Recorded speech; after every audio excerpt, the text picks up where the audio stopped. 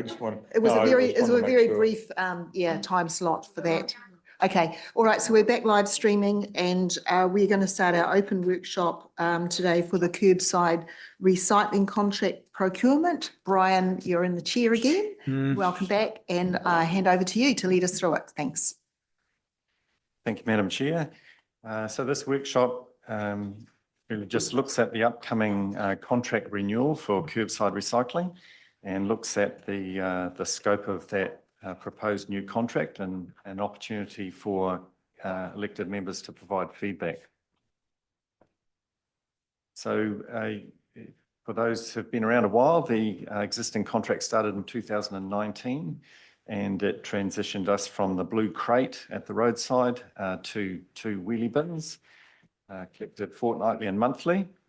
So we currently serve 23,900 residential properties with this collection service, and that's funded by a targeted rate. There's also an assisted service, so people can apply if they've got a disability, the bin's too difficult to move, too heavy, difficult driveway, that sort of thing. And we have 70 residents who use that service. And we also pick up recyclables from most schools and childcare centres, and we fund that by an annual invoice to those users. So the current contract ends at the end of June next year. And we did the Local Government Act 17A review, and that really highlighted that it wasn't easy or economically efficient for council to deliver the service itself. There's a big upfront capital cost to buy a whole lot of trucks and gear and employ a lot of staff to do it. And our commercial partners are better placed to provide this type of service. We also discussed with our neighbouring councils whether there was any opportunity to work with them. There wasn't. A number of councils around us do it quite differently to us, where they might still sort at the curbside or they don't have rural recycling.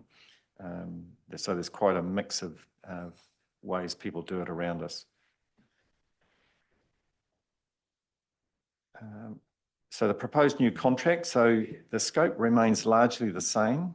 It would be 7 years. That aligns with the typical life of a collection truck, so that contractors can, finance the equipment they need. But there is potential to extend it for a further couple of periods if it's working well and it makes economic sense for councils to do so. So the same sort of collection routine, monthly for glass, fortnightly for mixed materials. Because our wheelie bins now are about 7 years old, coming up to that, the life of a wheelie bin is around 10 years. So we've made allowance in the contract to replace a lot more bins in the next contract period. The contractor is responsible to sort and sell the recyclables, and would also be doing the auditing and disposal of contamination. So things that are out of scope, we've not tried to provide a commercial recycling and rubbish collection, although contractors who do this type of work often will provide those services to businesses. And the 2 transfer stations in the district obviously do provide ability for people to drop off recyclables. Commercial businesses will often do that. And it is typically a paid service because there is certainly a cost.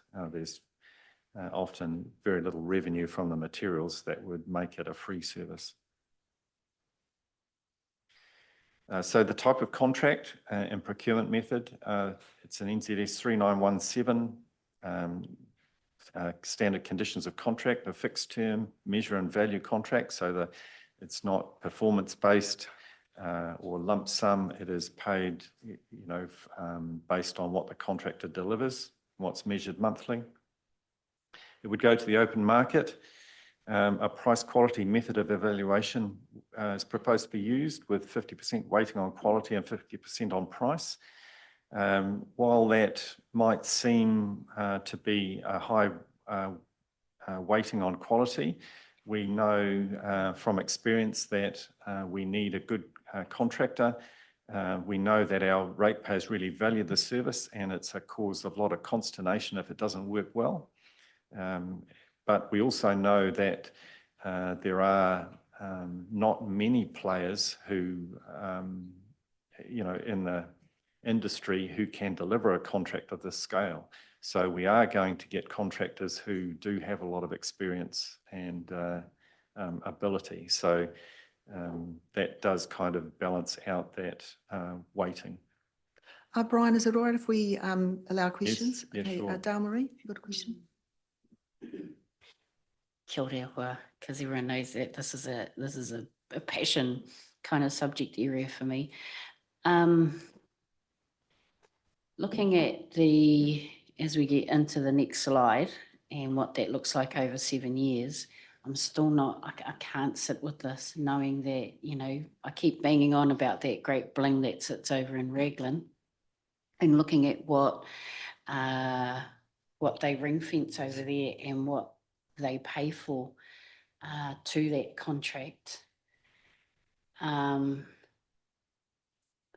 million to what potentially is 3 million. And I'm looking at what with 31 million we could use to invest in a better model, even if it's diversifying with contractors, how we deliver better. Because to me, again, I see that we are not tapping into a place where I think we can get some alternative really good revenue or cost savings. I understand that there are contractual things that we've got to abide by with getting this contractor in to deliver these services. But I look at our way of what Haven's putting together with us as well, and how are we managing the dots together and looking at better ways of the contract delivery. And when we've got such a fantastic model over at Waikato District Council, even if we took half of what that has and looking at the contractor who does provide that and saying to them, how can we work together better with you if you diversify better? Because I think this, what we're looking at in the next slide for 31 million over 7 years, I just think there are other ways and alternative ways I think we can be looking at things instead of a traditional way that we've been looking at things. So yeah, sorry. Have you got any comments on that, Brian, about whether or not there's flexibility to consider a non-traditional approach, which I think was the point that Dale-Marie's making? Yeah. I guess the sky's the limit, isn't it? And it would really take some serious thought about what the alternatives would be and what that would mean for our ratepayers. Obviously, ratepayers, we know from the auditing that 96% of them do it really well. They're putting out good, clean recyclables, and it's being recycled. But we know that it is costly because the actual return on the materials, the plastics, cardboard and paper, is very low.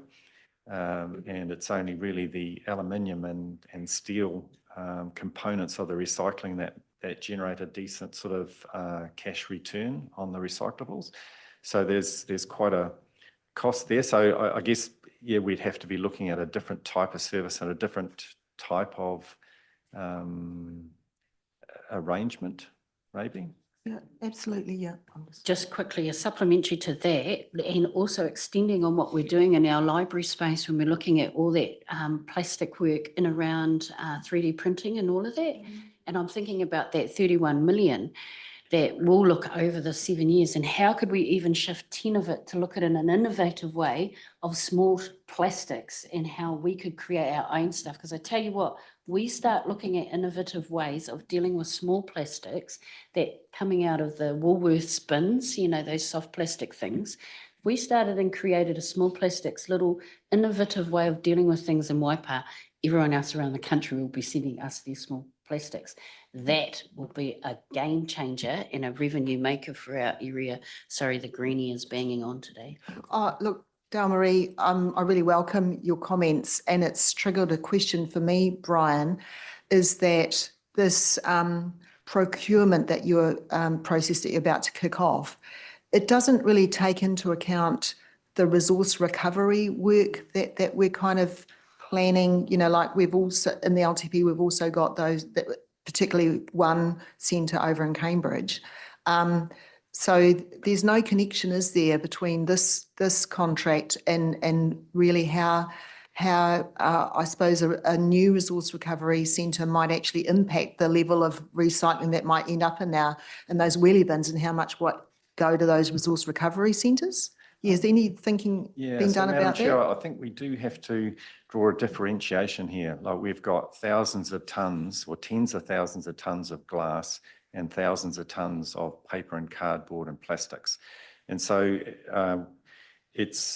and the reason we have a recycling service is that if we didn't, that would all go straight into the landfill.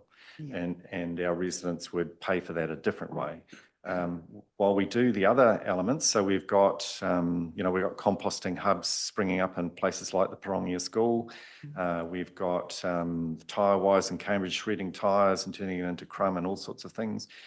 We've got our plans for the Resource Recovery Centre in Cambridge, which will target the sort of things which are just currently going into landfill, because we can't manage them in a curbside recycling service. Right. So I guess we've got to draw the differentiation between the bulk stuff that our residents have to get rid of one way or another, and the bespoke stuff, which we are handling through the waste levy and the different community programs and other activities that are going on. Look, that's actually really helpful to understand that context. Yeah, so thanks for that, and I hope Dale Marie's happy with that reply. Now I've got a question from Phil.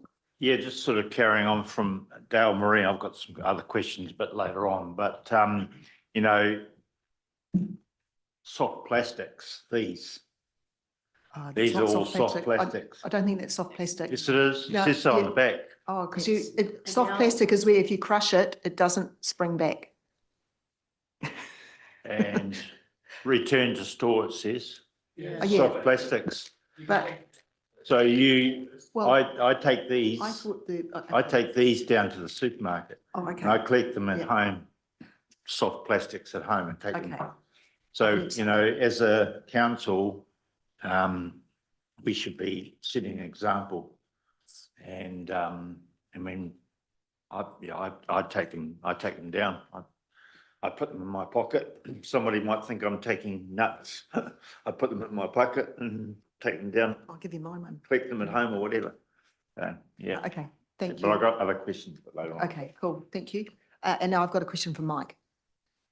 Thanks for the chair. Just two things. One is I'm pleased we're going early on this contract because there's some good rationale coming up of why we need to do that to get the best contract deal.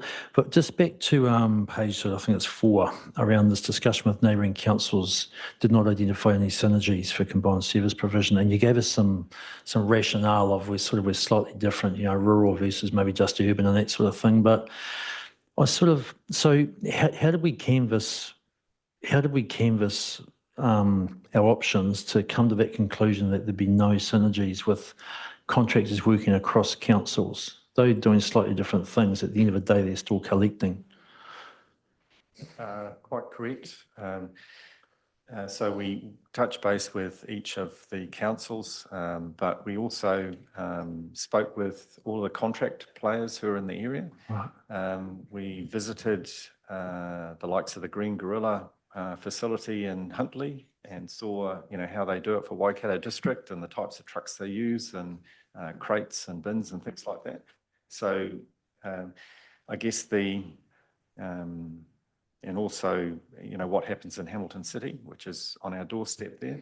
So there's certainly potential for synergy in that it's, very likely that a contractor that works for one of the other councils in our area may well pick up our contract, but they'll be, likely to be using different types of trucks. But it could be that the materials all end up in the one sorting centre or across a range of sorting centres within the Waikato. So I guess there is, potential that that there is some synergies, but in terms of just contracting the same contractor to do the same service, across separate districts is quite difficult. Different collection frequencies, different bins and things like that. So it does make it quite complicated. So Brian, just only one more question on it then. If we just went sort of with that philosophy of, hey, is there any synergy possibilities of going small, like going south maybe, and having conversations with Otorohanga or Waitomo, would they be worth having? I know there's, at the moment, I've just said there's really good time leading into next July, and that would sort of tighten it up a bit, but they haven't got big numbers of residents down there, and it's probably a bit similar to us. They've got a sort of a town centre, rural areas.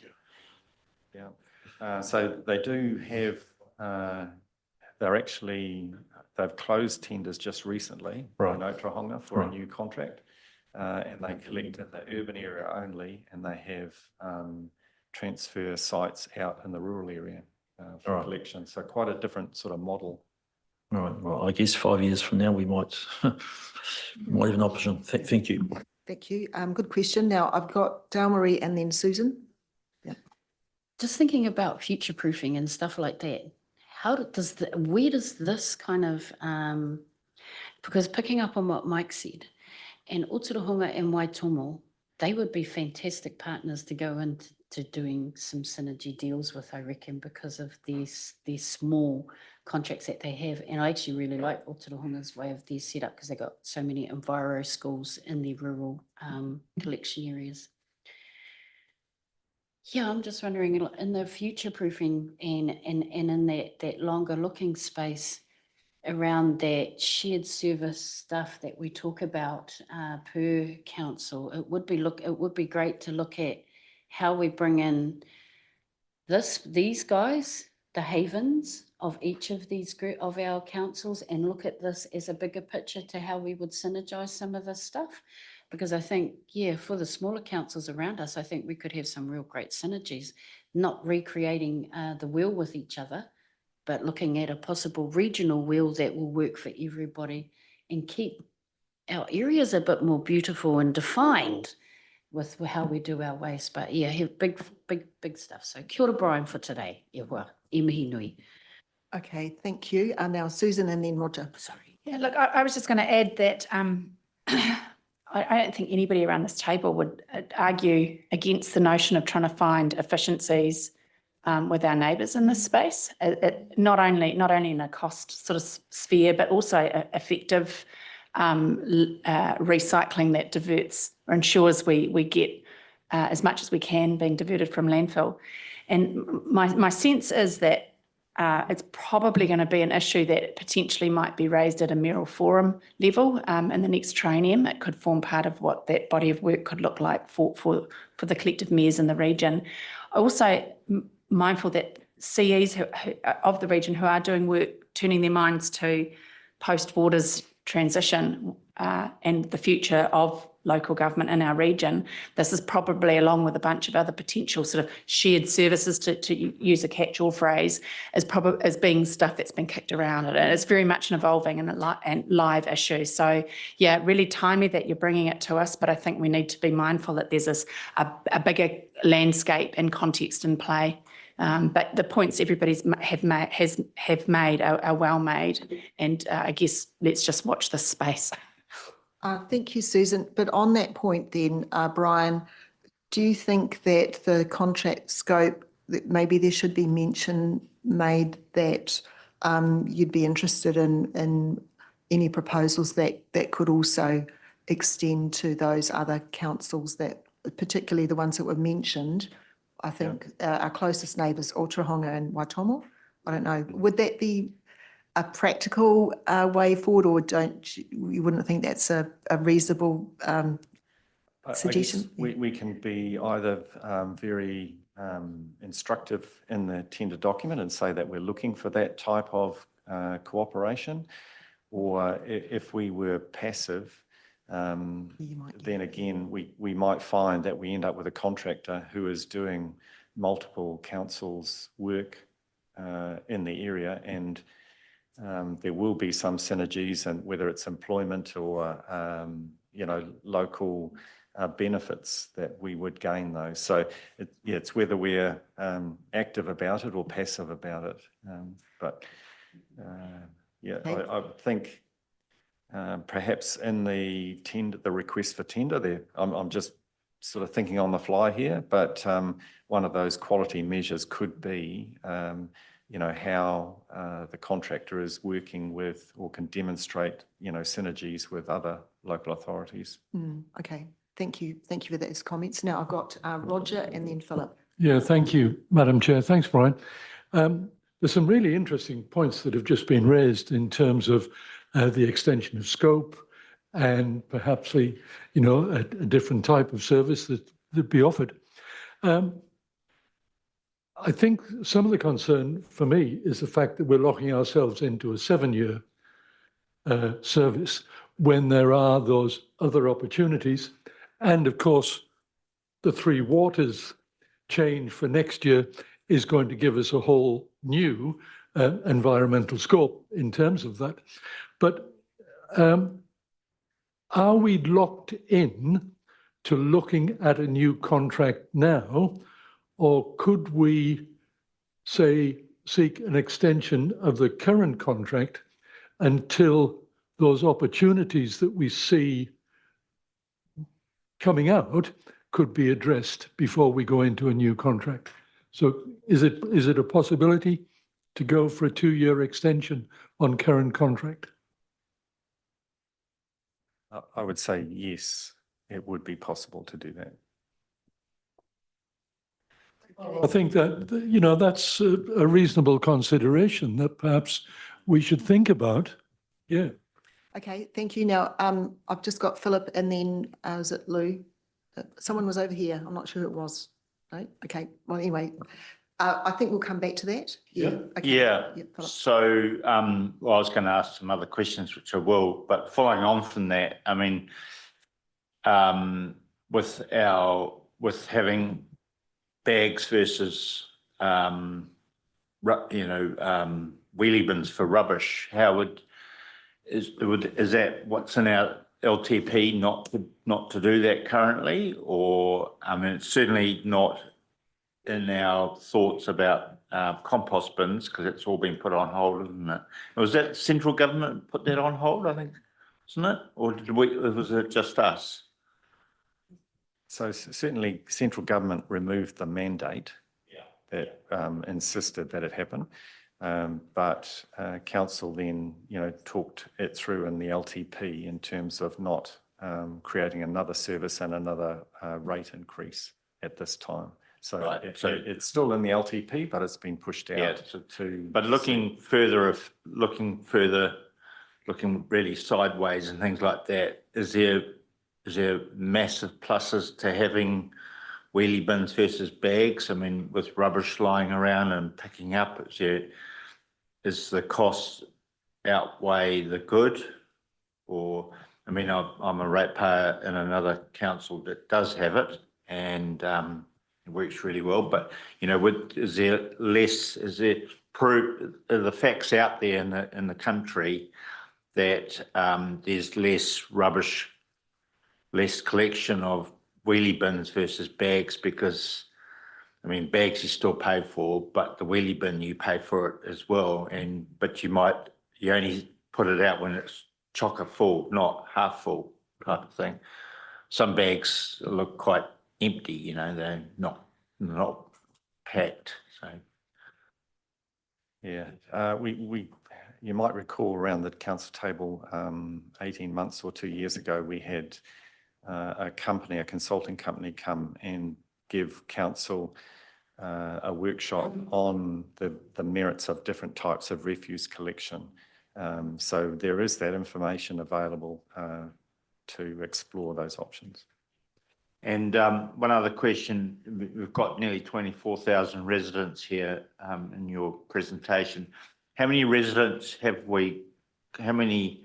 residential properties are there? And it mentions a targeted rate. So why have we got a targeted rate? Or is that a targeted rate because commercial don't get a pickup? Why is it a targeted rate, not a flat rate throughout the whole district? Yep. So it's Yeah, it's a targeted rate, so it's every separate inhabitable household is charged the rate for the collection. So it has to be a targeted rate. Yeah, and it's only those people that get the service that are rated for it. So there's a lot of people that wouldn't, I presume, that's the whole idea of targeted rates. It's targeted to the people that receive the service. Yeah. Yeah. But user pays. isn't everyone getting it? No, No, not everybody No. gets this service not in if our they're all district. going That's why it's targeted. Commercial don't, I understand that. But Rural don't. some rural do, Well, yeah. Rural Well, residential no, Yeah. quite, there's a big, what percentage of rural residents would be getting it It's versus all- not? That's Yeah, what all it rural falls. residents get it. So large lot and farming properties, anywhere where Yeah, there's a that's house, what I'm they have a saying. bin. So- Yeah. Oh, Yeah. So, But commercial so don't and what, industrial so don't. why is it targeted then? I can understand that with yeah. commercial, that's So easy. you can might understand a farm might have 3 houses on it. So it's one rating unit, but it's got 3 houses. So there's 3 targeted rates for the 3 houses that have wheelie bins. Yeah. Okay, thank you.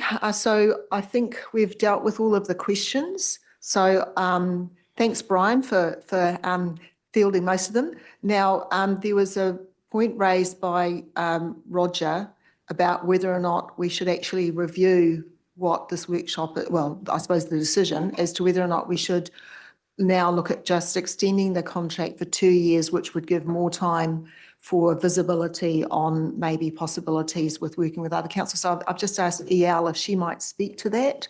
So give us a bit of direction as to how we would deal with it. In terms of an extension of contract, that is something that as a team we will go away and have a look at based on the information provided today and the guidance, because it does bring in the opportunities of the innovation, the future partnering and the work that the CEs are currently underway post Waters. And so what we'll do is we'll have a look at that. My experience often is that the trucks do have an end of life. And so that is just one thing for us to consider. And generally, once you hit that, in my experience, that 8 to 9 year mark, the trucks start failing, and then there's that additional maintenance cost on that. And so it's working with the existing contractor to understand what that looks like. But that's something that we can come back to this council in the future to actually bring those options back for consideration. So good Is that right? good guidance and advice. Thank yeah, you. I certainly support that approach. There would be little point in the 2-year extension if those companies currently offering were unable really to provide it on a feasible basis. So I certainly, Okay. yeah, thank you. Thank you. And now I've got a question for Blue. Yeah, thank you, through you, Madam Chair. Brian, I understand the philosophy quite well, but I do tend to agree with Councillor Gordon. I work in the e-waste collection, as you well know, and batteries, and we are actually with Urban Miners looking at extending our operations to a collection point so that we would be changing some of the stuff that we're taking, actually expanding it and getting into a larger collection, but we will have centralised points. One in Cambridge, one in Taumuru, that we'd be collecting material that we can actually offer. So I think that having a shorter term would actually be able to encompass that type of operation a little bit more. As to the using of bags, I'm terribly against anyone using bags as concerned to picking up bins. Bins are far easier to pick up with machinery, and 2, they don't perforate and throw everything everywhere. And having been in both situations, I know what happens. So it. I don't want to Can I go just on to finish? that. And the other thing that I'd like to say is that Yeah. I think we need to consider that a lot of the contracts that we've got now for recycling waste are external. And the external environment that we're dealing with at the moment is very volatile. And we might likely find that what we're recycling now, we might have to do internally rather than externally. The last question, because I want to wrap this up. Oh, it's Roger, actually. Roger, just a brief question because I want to wrap this up. Mine is not a question. It's actually a comment, if I could.